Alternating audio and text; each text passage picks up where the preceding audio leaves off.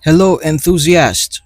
Panibago na namang flashlight na dumating sa atin. Samahan niyo ako para i-unbox, i-check ang features, kilatisin ang specs and build quality, at higit sa lahat, samahan niyo ako para sa outdoor test ng ating bagong dagdag sa lineup, that's the Sofern SC13. Let's do some quick unboxing. Let's go.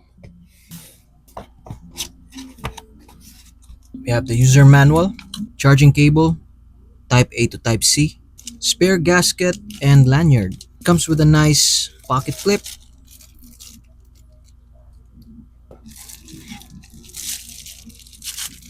and the unit itself. Wow! Napakaganda ng kanyang finish. Napakaganda. I really love the green color. Remove. So ito yung contacts dito. Yan, you can see the circuit board and you have that spring contact.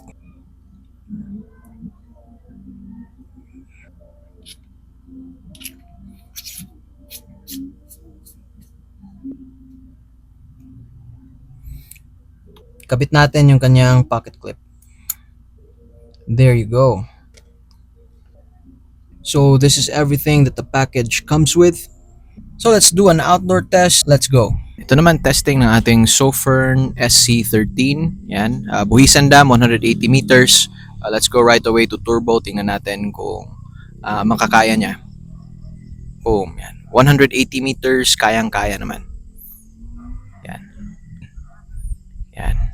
Very good performance for just a very little light. Yan. Little beast, halimaw talaga. Sofern SC13. Let's go right away to turbo. Boom.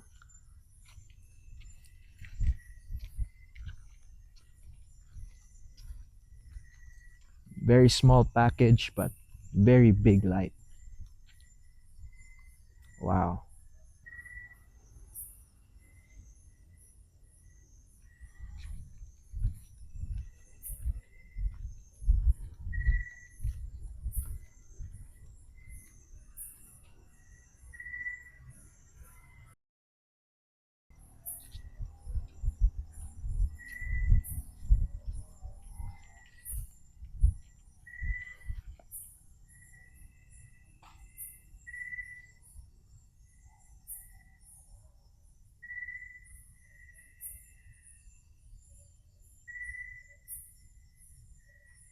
So ngayon, pag-usapan naman natin ang kanyang build quality, ang kanyang specs, features, and everything else.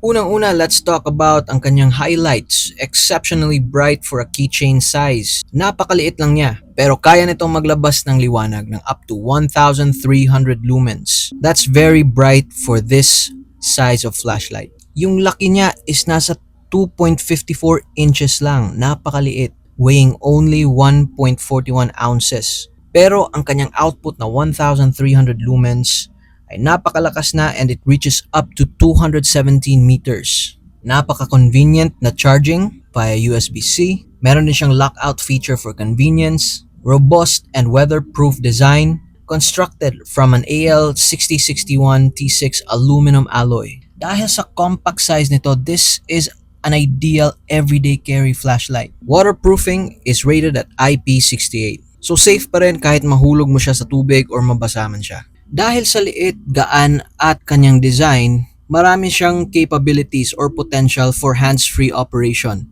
You can hang this on your hat, clip this to your trouser, attach to your backpack, or stick it to a metal surface. That is because meron siyang magnetic tail. This is very convenient. So meron siyang dalawang variant. Meron siyang 519A Nichia na LED, can only output 1,100 lumens, or you can choose the SST40 that can reach up to 1,300 lumens. Napakalakas na nun. Yung lens niya naman is a Fresnel lens that distributes light evenly. Para sa kanyang runtime and kanyang brightness, ipapakita ka na lang sa screen. And Sofern does not fail on keeping everything in quality. Napakaganda ng switch niya, very responsive, and has a very premium feel to it. Pag-usapan naman natin ang kanyang user interface. So to turn on and turn off the flashlight, just simply click it once. Yan. Para naman mapalitan mo ang kanyang brightness, press and hold mo lang. So it cycles through low, medium, and high. So meron ka na ring easy access sa yung turbo. Kahit naka-off ka, pwede mo i-double press. Yan, that's turbo mode. And another double press for strobe. Single press, yan, to turn off. Pag naka-off ka naman, you can access the moonlight by simply pressing and hold. Yan. And the switch as well is a battery indicator and a charging indicator. Kapag naka-off ka, press it 3 times to lock it. There. This is to avoid accidental press during transport kasi sa liit niya, pwede mo lang siyang ipasok sa bulsa, pwede mo ipasok sa bag. So this is perfect for anyone who does not want to lug around a huge flashlight. And also my friends from Sofern were very kind enough to send me some of these. If you want something to wrap around your flashlight like this, that's very cool. Very cute and cool. Okay. Napakaliit lang talaga niya. Tingnan nyo naman. It disappears in my palm. So my final thoughts on the Sofern SC13. This is a very good keychain size flashlight.